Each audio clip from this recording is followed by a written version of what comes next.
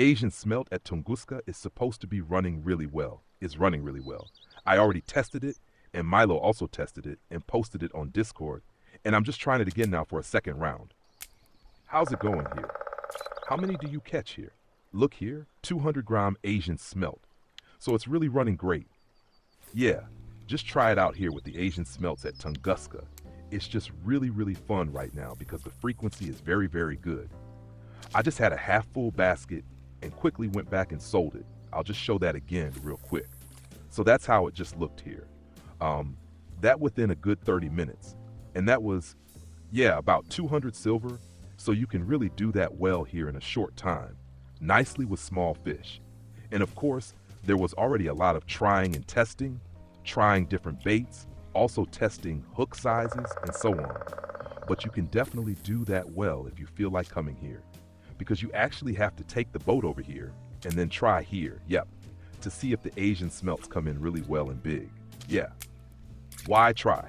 Yeah, it's pretty clear. It can definitely happen that if you're here, the weather is completely different, the temperatures are completely different, and then maybe at this spot right now, you're not catching so well.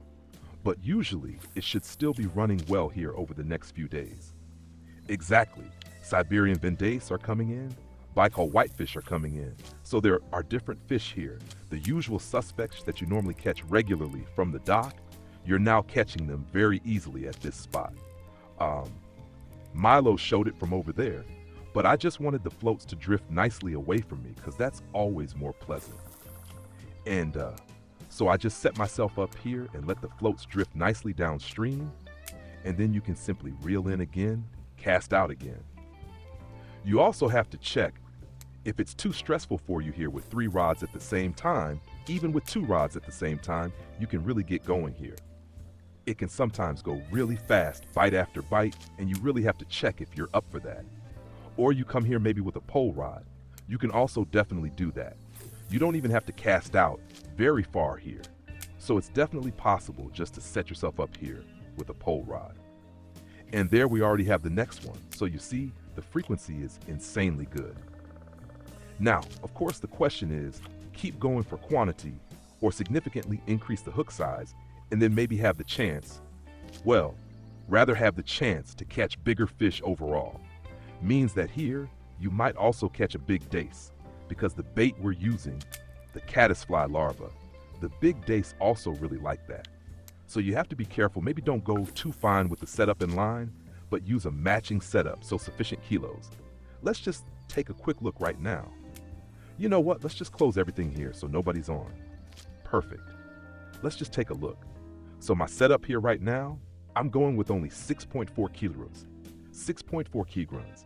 Sure, anything else would be completely exaggerated, but you could also set yourself up here with a pole rod, maybe an 8 kilo pole rod, and then with a 5 to 6 kilogram line, you can just stand here and then you're good to go. Size 12 hook is already a really good size, and that's a very nice average size. Now the question is, go bigger? Like, just go for it? Caddisfly larva as bait? Like I said, always attracts the big dace, especially when you're fishing a little deeper, maybe around 1 meter, 1 meter plus. Then there's definitely a better chance they'll bite. I already had some in the test within the first half hour, and just now again, right at the start, the dace was there too. They're there, they're biting too. But of course, you have to weigh the risk a little. Bigger hook, maybe better chance for a big Asian smelt, or just be ready to go into a fight if you hook a big dace. Overall, you can say, with the setup here, with the size 12 hook, it's running really well. You can definitely do that. Another option would be set yourself up with a Bolognese rod. And for the Bolognese rod, I'll just take as an example one of the cheapest Bolognese rods in the whole game, the Sensitive Bolognese 2. You can really use that well for all small fish. And of course, the Asian smelt is included. So for bleak, for dace, all wonderful. In this case, I took microbraid, not the thinnest microbraid, but the second thinnest, with 0.06 millimeters, 3 kilogram breaking strength. Here now, just for testing, size 18 hook. Why Bolognese rod? Because of the rig type, and that is the fixed float. I set it to 80 centimeter depth, fixed, and now we'll also use a line clip and set that to 10 meters and cast the whole thing out. The rod itself is 7 meters long. You can probably see that. It's clearly longer than the match rods. There are also some that are 8 meter long. And now it's just letting it drift and waiting. And we'll soon see that, I think there's already a bite. Okay, you can see the float is at the line clip. So I'll cast out again real quick, fully out. And now we have the float at the line clip. And the moment a fish bites, now it's already biting. Pop, and there it is. The line clip opens. You get an alarm if you use a rod pod. Otherwise, you can just see the float moving further. So I'm casting out again at the 10 mm, setting it down here. So like this, it stays in the current. And the moment a fish bites, you can see the float pops off, moves differently. You immediately grab the rod and strike. You can always use that really well at spots where the water flows away from you a little bit, where you can still reach far enough out with the float or rod. And therefore the 8 meter or 7 meter Bolognese rods are really practical here. Look, it's standing here firmly in the current, and the other short rods, they're just at the shore. There's no more bites there. But the other, because it's so long, the 7 meter Bolognese rod, it's in a really good position. Also, 80 centimeter depth because of the fixed float rig.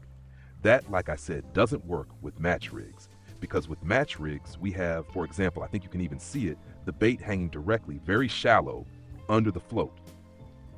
And here you can see it clearly. With the fixed float, it's much lower.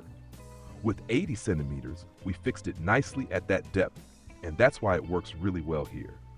It would be even better if the slope at the bank wasn't so steep, meaning if you had a spot where you could get closer to the water with a rod pod so you could cast even further out, that would be even better. So for testing, you can totally do it like this. Just like I said, with the pole rod or with the Bolognese rod.